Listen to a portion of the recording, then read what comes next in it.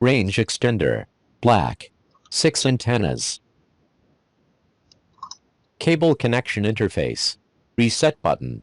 Use this button to reset the device. Power on. Lights. Wait until startup is complete.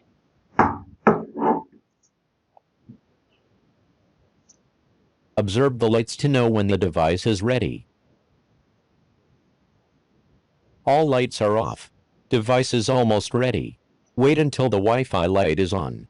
It takes about 15 seconds to complete startup.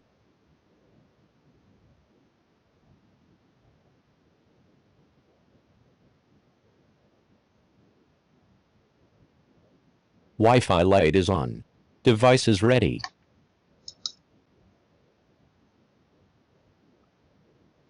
Press and hold the reset button. Wait until the lights blink. Blinking. Done. Release the reset button.